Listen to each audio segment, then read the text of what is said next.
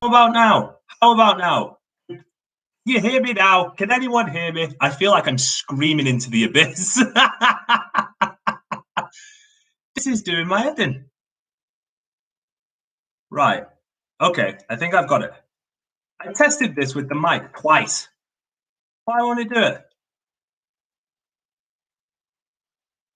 it? See, it works now. Wonderful, wonderful. See, it's the first game of the season for all of us, even me and my technical problems. I apologize for those of you that couldn't hear a gosh darn thing that I was saying. Hello, Charlie. Hello, Meko legend. Hello, hello. How are you all? Did you all enjoy yesterday? Like you waited a long time to get back in Pride Park for a competitive game, so I hope you all enjoyed yesterday. And it was a positive performance. I thought positive performance, positive result, and we like positive things because they're pretty hard to find at the club, but you can find them if you look for them. And I think on the pitch is where you're going to find them. Pretty much all season long, it'll be what they can produce on the pitch. Certainly doesn't mean that we're jumping up and down and whooping. Thank you, Tom. It's Miami Heat jersey with Dwayne Wade on the back.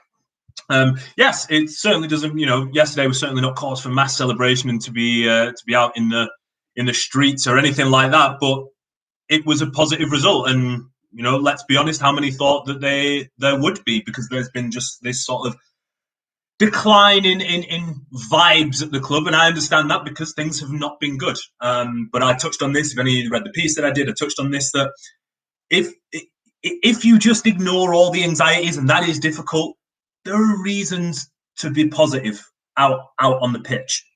And we shall discuss those. For those of you that didn't see my tweet yesterday, I'll be doing these now the day after games. It just helps me clear my schedule a little bit. It means I don't have to pack so much into one day. And obviously, like with kickoff times varying and stuff like that, the time can fluctuate. So if I just do it the day after the game at 6 o'clock, it means hopefully at Wallop we can all be nice and available, and and I won't be knackered, and get some more notes in, and all those sorts of things. Now, I will get to all your comments in the chat shortly. It is lovely, by the way, to see you all back. This is so much fun. We have another season of this madness to go through. So, yes, thank you all so very much for tuning in, as usual. Clashing with Super Sunday. Who cares? Forest are playing. Who cares what Forest are doing? Who cares? Yes, the game. Let's talk about Derby 1, Huddersfield Town 1. I actually thought the result was fair. I thought both teams pretty much wasted the majority of the chances that they created. Let's talk about the biggest problem that I have first, because we'll get the negative stuff out of the way. It was just set pieces. Rooney, in his post-game presser, said that actually, apart from the goal that they conceded, and there was one chance for Jordan Rhodes, that he actually thought Derby defended set pieces quite well.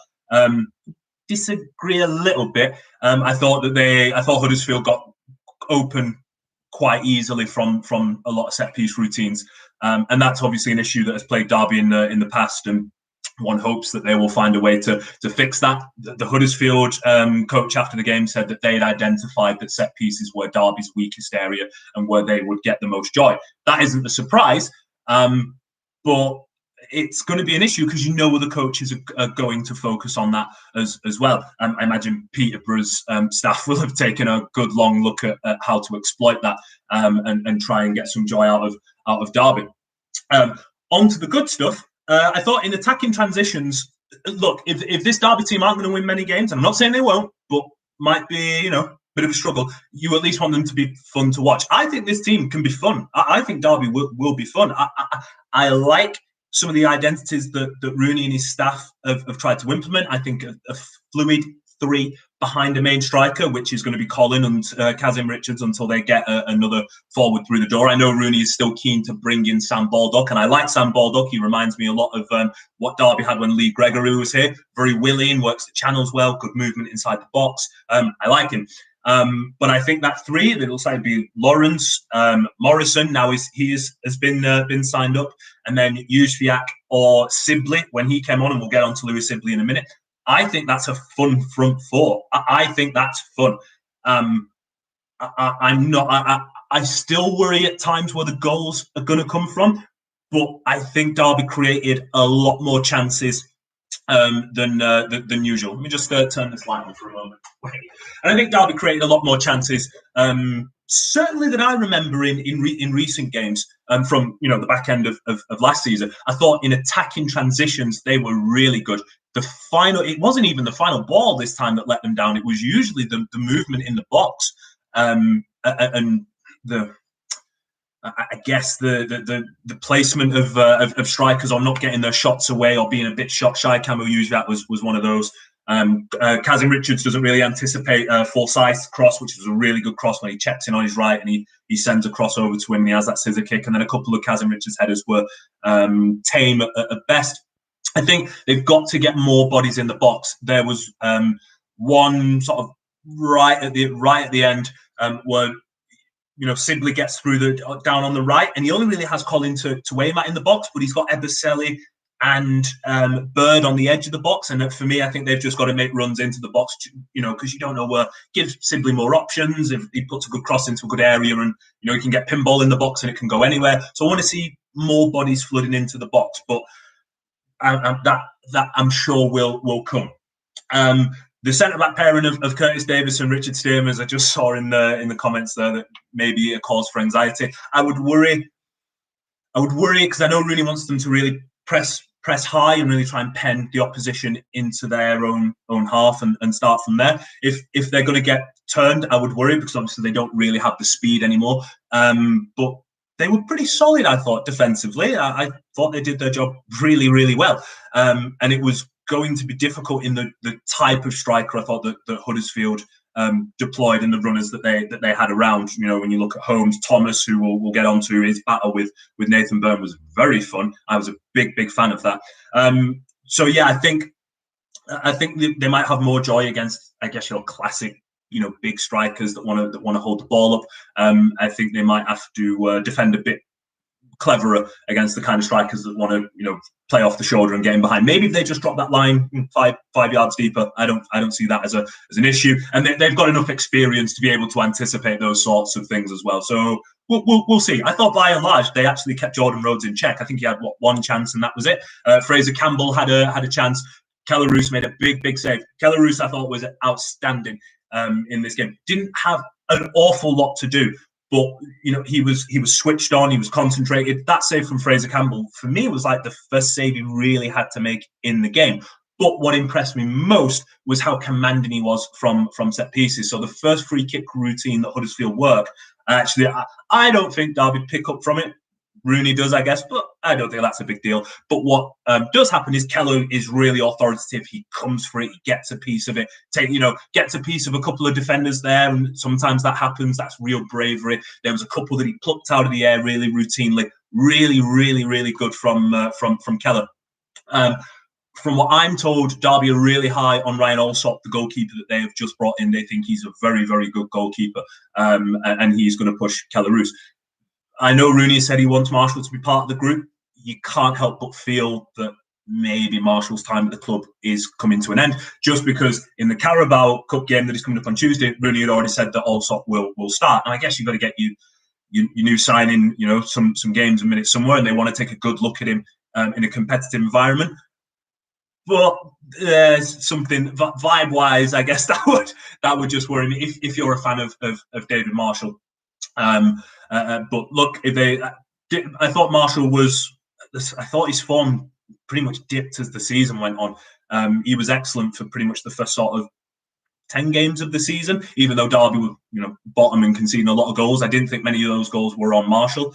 And then the goal last season that he concedes against Barnsley when Derby go bottom, that was like the first real big mistake he made. And then he was kind of like that. And I actually thought when Keller came in to replace him, he did really, really well. Max Bird. Someone on Twitter said that they didn't even realise Max Bird was on the pitch. That really upset me. Max Bird was absolutely excellent. We'll get to your questions. I'm not ignoring them. Promise. We're going to run through the game first, and then we'll get to all your questions. I thought Max Bird was absolutely excellent. Really, really good. There was, the defence splitting pass for Watson in the first half, and that comes after a bit of really good combo play. And he passes, and he doesn't admire his work, and he moves up the pitch. More from that from Max. That's the sort of stuff that we were familiar with seeing Christian Bielik do when he was fitting in the team. If Max can provide that, if this is the next stage of his development and he can provide that, he's going to be a really, really key player for Derby this season. He's already been a key player, but he will be more effective in Derby's midfield. And not only that, there was one for Sibley where Sibley drops deep, Bird plays a ball right through the line. Sibley takes it on the half turn and has a shot from about 20, 25 yards or so that flies past. And throughout the game, as I watched, Max, and I don't know how many like fans do this, and I myself only started doing it recently, was if you just sometimes take 10 minutes to just watch one player around the pitch. Just it can be difficult with obviously bits going on, but if you just watch one player around the pitch, you kind of get a feel for, you know, what they're thinking and whether they're trying to go and what they're trying to influence and impact in the game. And Max was always, you know, offering himself to come and get the ball. He wanted the ball. He demanded the ball. He'd drop in at centre back to go and get the ball. He'd push up and then demand the ball back again. When there wasn't movement in front of him, he was waving his arms around, frustrated because he wanted to play the ball forward, but felt that the best option was sideways because no one was giving him an option to play through the line. I thought he was really, really good, really good. That was one of his. I think that was. So there was that game and the Norwich game that Derby lost 1-0, where I thought he was excellent. Bit by bit, he's starting to become a more progressive ball player, and that showed in his stat sheets where he played the most passes of a Derby player into the final third, as my Opta stats would have it. And then who's the other? Louis Sibley. Louis, when he came on for Louis Watson. Louis Watson, I thought was very good, particularly in the first sort of half an hour. So Derby set the pressing traps really, really well, and they got Huddersfield to play a lot of long balls early on, and they were sort of recycling the ball in the Huddersfield half quite a lot, I thought. And that started often with Louis Watson doing a lot of pressing, and then Colin and Tom Lawrence would follow in, but they're really, really good in that. And then he's such a positive player. You know, Watson is such a positive player. He picks the ball up, always wants to go forward. I think just sort of finding his niche a little bit like Jason Knight was when he first came into the team, bit like Max Bird was when he first came into the team, trying to find where he's going to be most effective. But he certainly adds a burst of energy and a bit of juice to the attacking again, because he's so direct. Likewise, Louis Sibley, when he came on and he went to the right, and Camu Yuziak moved over to the left. Sibley, I thought, was excellent and has certainly put himself in the reckoning to start against Peterborough on Saturday. And I think based on what we saw from all of them, I think Sibley does deserve a start. And I think if he's going to get the start, it will be Camille Yuziak that then goes to the bench. I thought Camille, he always applies himself really well, but the key moments, the real key moments, I thought let him down. So there was one where he collects the ball. Should mention that actually it was Camille's positioning and shot that gets the corner that allows Derby then to get the goal. But then there was an instance in the second half where he picks up a ball, does really well to battle and fight for this loose ball, but then he has Sibley and Colin to his right, and he just gets the ball stuck under his feet and he can't get it out, and then you think, and the chance has gone. There was another one as well in the second half where Derby were in transition, had a really, this was such a good transition opportunity, and Camille's ball is just a bit too short. Had he got that right, Huddersfield were in real danger. So yeah, again, didn't quite happen for him. And I feel a little bit for him because I think we're at a stage already where he's going to be scrutinised heavily after every single game. And I think just at the minute, let's see where we are in 10 games with him. Because might take a while for some people to warm up, and as we know, some people can start hot and then cool off. So let's just see where we are in 10 or so games. And I would urge that with pretty much everybody, because we don't know what's what and how things shake out. Colin, I thought, did well for what he was asked to do. When Huddersfield set up with a 3, it was always going to be difficult for him. But I thought chested the ball down, did a lot of things that we saw him do well last season before his form really did dip, partly through injury, and I think partly because he was knackered. And also partly ball started bouncing off him a bit, wasn't playing well. But early on, he really did muscle those Huddersfield defenders. Needs a few more runners going beyond him, particularly if a team plays with a back 3 and tries to isolate him 2-on-1. But I thought he was good. Nathan Byrne had a tough time, I thought. Nathan Byrne versus Sorba Thomas, who looked really, really fun for Huddersfield. He looked raw, but man, when he gets going at you 1v1, he can beat you. And yeah, he looks like he'll be fun for Huddersfield. I thought Burn had a tough time. I think teams, and I just saw it there in the chat, I think teams like to target Nathan, particularly in the air, because he's the smallest defender that Derby have got there. And I think sometimes they think opposition might think that his 1v1 defending can be hit or miss. I actually thought he did okay for large parts of the first half, 1v1. I thought they were pretty even. Burn had a really, really good challenge against him. And then Thomas, I think later on in the half, beat him. But then I thought as the game went on, Thomas had a little bit more joy out of him, going at him down that side. And then Burn gives a really silly free kick away. Right at the end, I think it is not the silly Sibley free kick. There's one that Burn gives away right at the end on the left channel there, and and Derby are forced to defend a corner. But yes, I think there is, and now Ravel Morrison has signed. This team could be fun. It could be fun. Now, I'm not going to say how many games they're going to win because a lot has to shake out, and the depth in this team is shallow. But the 11 that they put out there, it's not a bad 11. It certainly is a bad 11, as I articulated this in the piece that I did. They've got 5 players there that have been capped at one time or another at their senior international level. Davis, Stearman and Byrne have got over 1,200 games, league games, under their belt. What was one of the biggest criticisms that we had of this Derby team last year? Didn't have enough experience. They've got that in abundance this year. So I think, and then you look at improving players. Like you get Max, you've got Jason to come back, you've got Christian to come back. You can drop Ravel in there. I think Ravel will be playing as predominantly, I think, as a 10, but I think that 3 behind the main striker.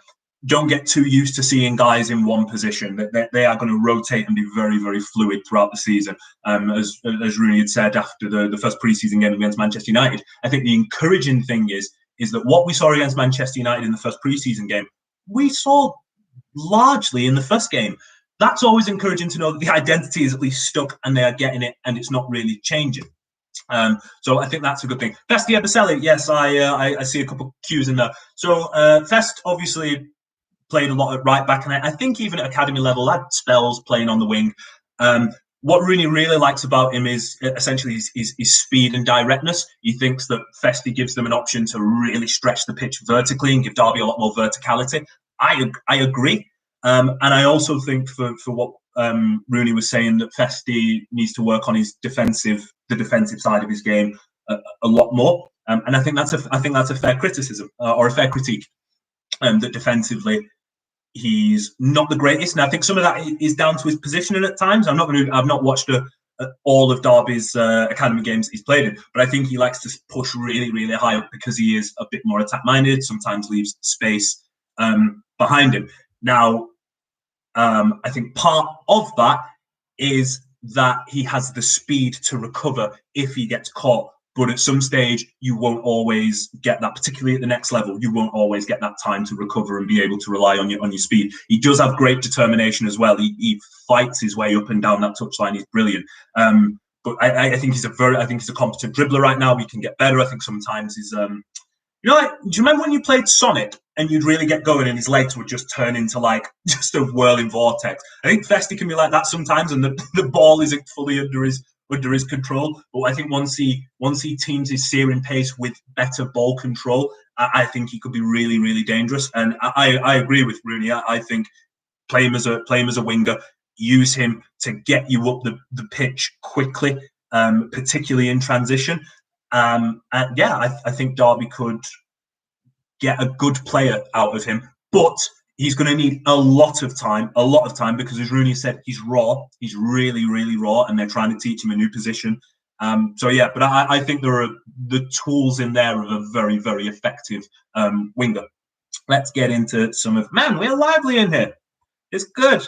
Thank you all so much for the kind words, and welcome back as well. Hey, Kieran, how you doing, man? Will we ever win a header defending a corner? Probably. I mean, at some stage, you've got to, right? What was at least encouraging was when Derby were conceding free kicks late in the game, they did start to win those headers and were able to clear their lines. I just worry from them. Now, Naby Sarr's 6'6", and frequent members of this channel will know my love for Naby Sarr. I thought Derby should have tried to get him when he was on a free from Charlton. I think he's a really good defender.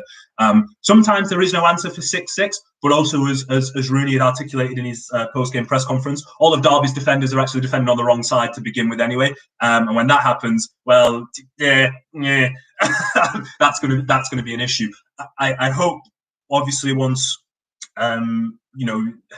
you start to find your groove in the season. Curtis Davis has got plenty of experience, and as has Richard Stearman. You hope that those two guys, and if they're able to bring Phil Jagielka in as well, which at this stage will depend on the embargo being lifted or outgoings, those things will be tailored. But because this is an Achilles heel of Derby over and over again, I worry that they are going to concede sloppy goals over and over again. And this is the thing. How many times have we sat on this channel or have I written words that Derby concede sloppy goals and really easy goals? They don't really concede goals that you go, well, that's just world class. You can't stop that. And so soon after opening the scoring as well, I worry that they're not in a position to be surrendering 1-0 leads after 3 minutes. But look, it's one game and they got a positive result and they can work on those things. Doing the same for midweek games. Danby, I will be doing the same for midweek games as well. Yes. So the day after every single Derby game, for those of you that are late to the channel or didn't see my tweet, Derby Digest will be going out at 6 p.m. The day after every Derby game. It just gives me a bit more time to get some notes and some research together, and also depending on kickoff times of the Derby game on the day as well, it means I'm not shattered or we're not tuning into Derby Digest at 11 o'clock. Although you always flock your numbers, so that's always fun. So the last time I was here at Pride Park was 517 days ago. Played Blackburn. Yeah, I mean, I was working out as well, Kieran. It's been a long old time. Can we just throw some love to you, because even for me, and I was chatting to some folks in the press box as well, like when the stadium was filling up and the noise was just getting louder and louder, and then when Tom Lawrence leads the boys out, and this, like, the noise, I'd never heard Pride Park that loud, and it weren't even full, and it was loud.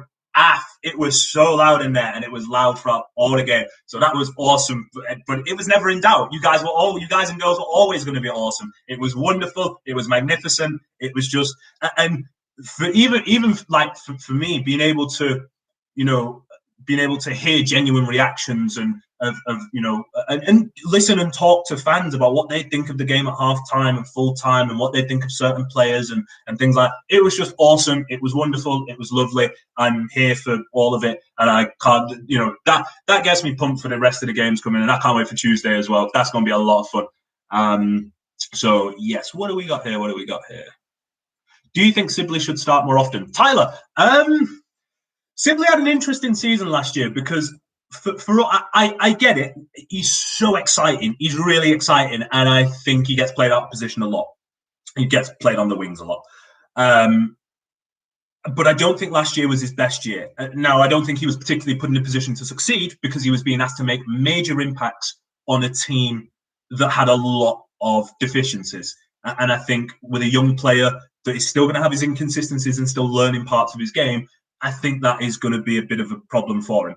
But we saw it against Brentford last season, right? When he comes on at half time and he's just this lightning bolt. That's what he can bring. You need him to be on it from the first whistle. I think sometimes when he does start games, he doesn't start them with that injection, in that sort of oomph in him. Sometimes he can almost drift when the game is starting and try and play his way into a game. And I think like when he just gets at it straight away, that's when he's going to be cooking for the game. But for me, he should start more often. Yes, I do think he should start more often.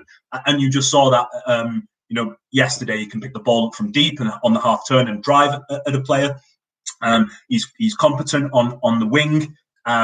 He can wriggle free from players in tight areas. He doesn't mind losing the ball because then he doesn't mind giving away a petulant foul if and when he has to.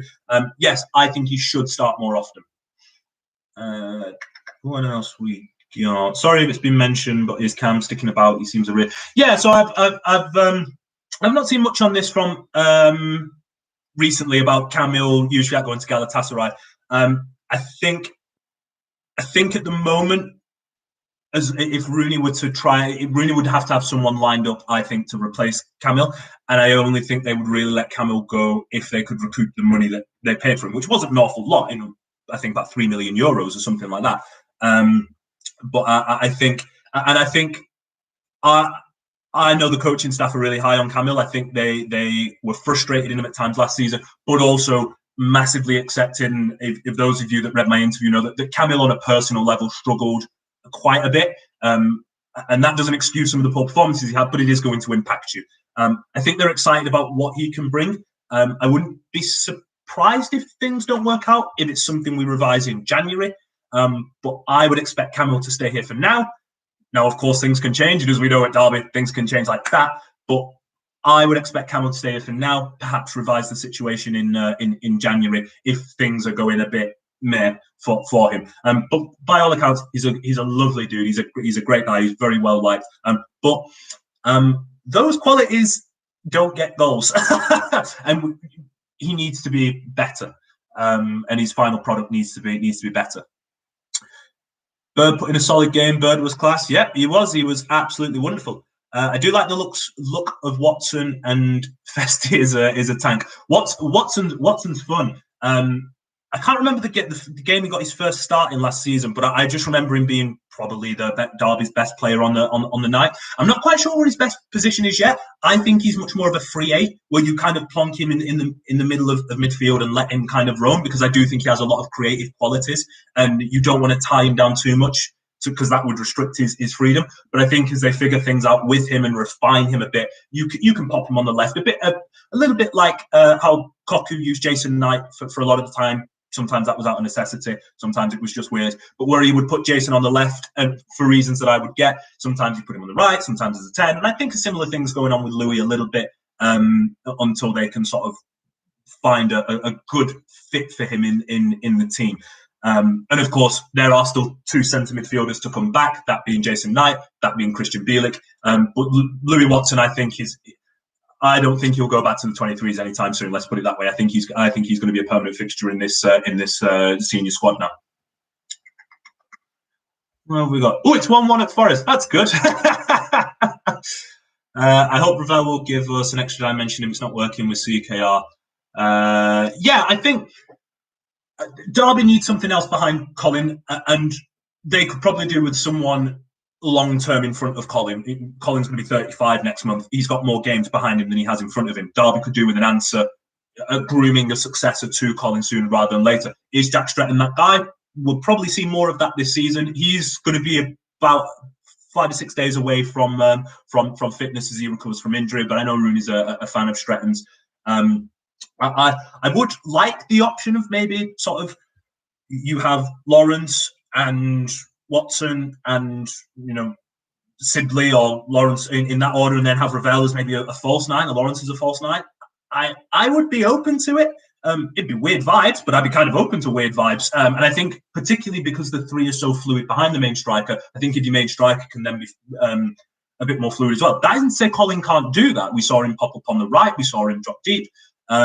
But I think he's not the quickest is the thing, and I think he can inject a bit more pace. I'd be open to that if that is required. And also, I think what we have to be careful of is not only with Colin, but with a lot of these players that played a lot of minutes. This is where the depth comes in, right? Particularly around Christmas time, where those games are going to come thick and fast. Players will need adequate rest. So yeah, everyone needs to be managed a bit carefully. I think this is why Rooney is really after more depth at centre back, because his centre backs again have got more games behind them than they've got in front of them. They're going to need to be managed carefully as we get into the bulk of the season. Will Ravel fit into the team? I hope I answered that for you earlier. Rooney is right about Festy. Yeah, I could see that. I could see that. I could. Is there anything to Camille and Galatasaray? That's right. I hope I've answered that.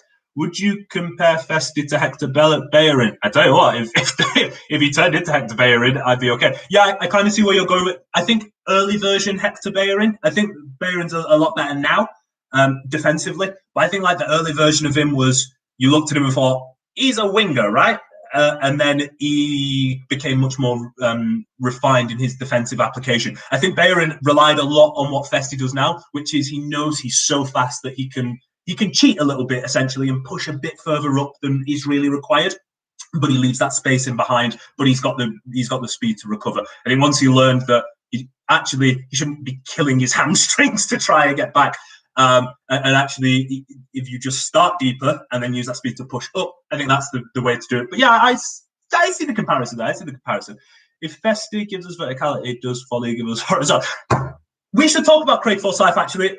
He was excellent. He was really, really good. And this is going to be a feature of Derby going forward. If it's going to be Craig or Lee Buchanan that plays, they're going to start really, really high up the pitch in possession when Derby have got the ball. And you saw from goal kicks and even from when the ball was being played back to Keller, they were going over that side to get Craig and his height to win the ball against the opposition winger or the opposition fullback. I think that's really, really smart. They identified a weakness in there. Koku tinkered with it a little bit. I seem to remember him using Christian Bielik in that way, where he put Christian Bielik on the left wing and they'd aim balls over there.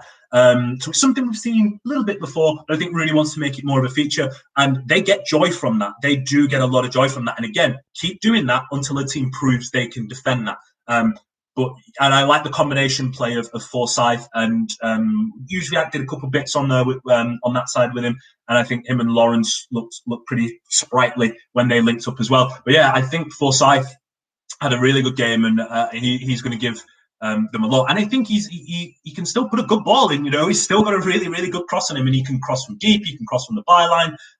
As we saw, he can check inside onto his right and put balls in. So yeah, I think Craig was excellent, and he's going to offer a lot, particularly in that new tactical wrinkle that they want to work in. What else have we got here? Do you think Sibley deserves a run of starts? Harry, I answered that earlier. Yes, based on yesterday's performance. Still, if it's on merit and competing for positions, I think Sibley sort of jumps above Camille in the pecking order there. Based purely on the Huddersfield performance alone, I think maybe Sibley will get a start against Salford, and if he performs there, no reason why he shouldn't get a start away against Peterborough. Ryan, are you concerned by the TVs going off in the concourse? Ryan, that being on sale and Rami appearing to have been made redundant. I didn't see that, Charlie. I didn't see that. Oh man. Well, that sucks. Yeah, I would. Maybe that should be pulled. Yeah, that kind of sucks. What have we got? What else have we got?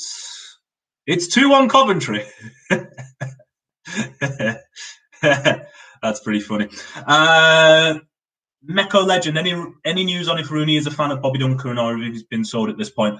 I would feel pretty confident in saying that Bobby Duncan will never play a senior game for Derby.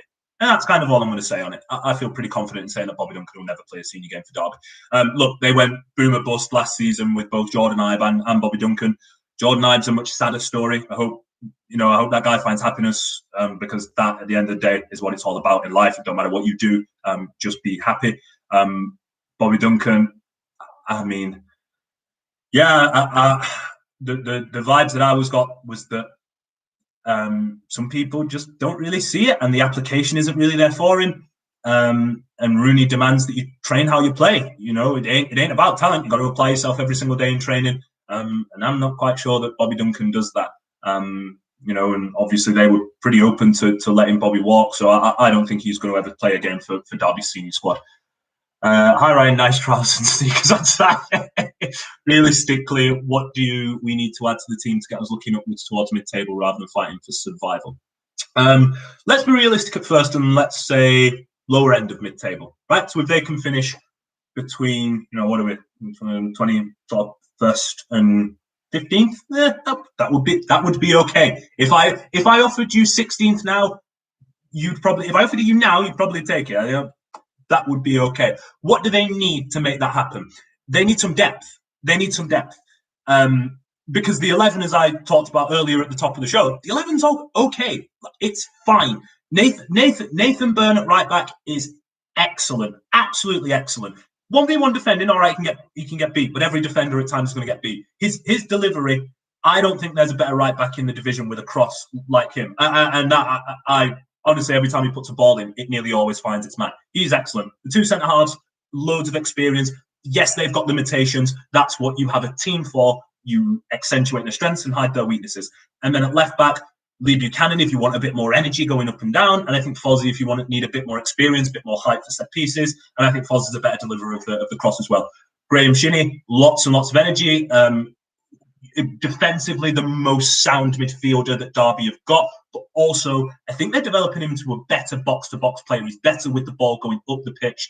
And I think that's great. Then when you've got Max in there, who looks to be improving, it's good. He's progressing well. That's great. You've got Jason's come back in. You've got Christian's come back in. Yes, we have to wait for those, but you've still got those guys to come back in.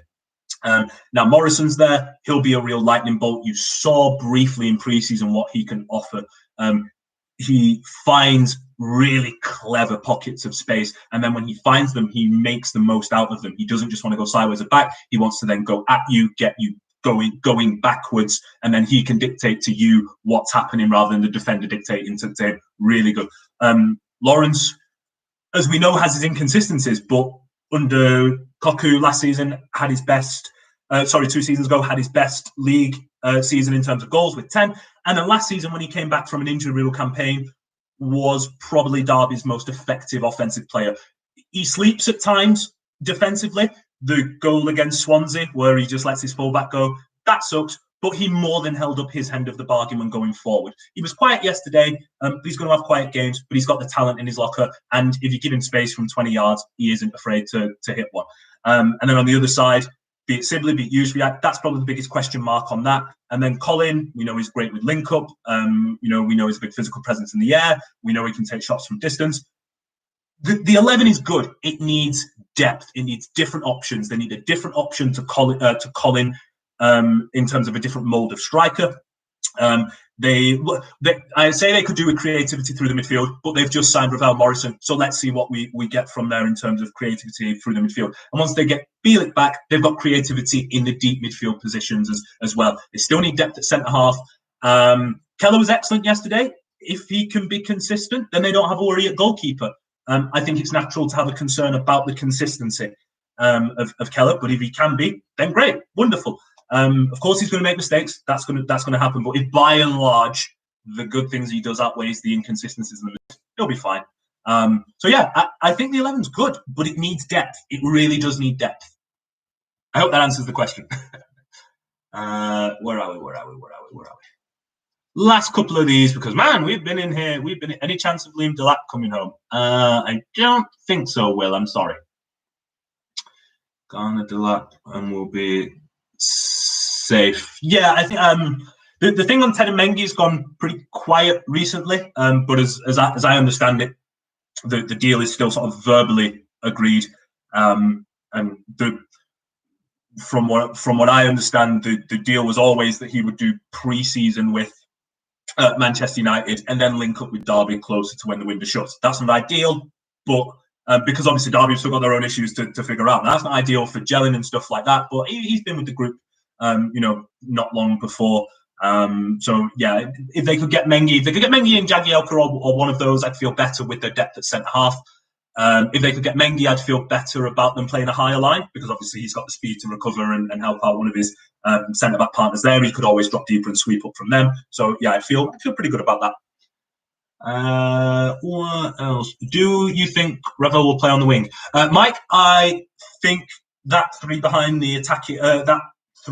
attacking midfielders behind the main striker, they'll be fluid and interchange a lot. So against Manchester United, you saw Morrison pop up on both wings and you saw him as a 10, and then you even saw him drop into the space, into the deeper midfield positions. They'll be doing that a lot. I think you saw Tom Lawrence do that a lot yesterday as well, where he dropped deep. So Louis Sibley did that a bit as well. Don't get too attached to seeing that attacking trident behind the main striker in one position. I wouldn't get too attached to that at all, because they are going to rotate and be very fluid. Any Bielik update? They are being very careful. Last question, because we've been here nearly 40 minutes. Woo! Any Bielik update? Yeah, they are being very careful with him naturally, because it's his second ACL in the same knee. I think he's expected to be back training around early November, and they'll work him in to games around Christmas time.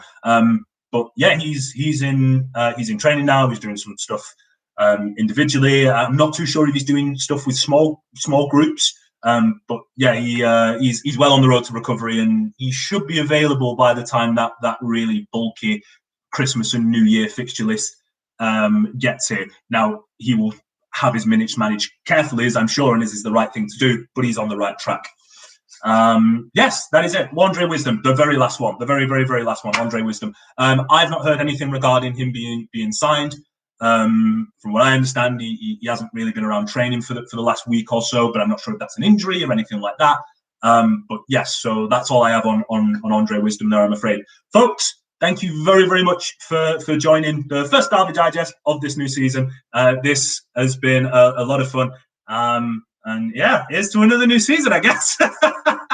Thanks all so much. Y'all enjoy the rest of your Sunday. And we'll be back here on Wednesday to go over Tuesday's Carabao Cup game. And I hope to see some of you there at Pride Park for the Carabao Cup. So you all take care. Take it easy. Bye.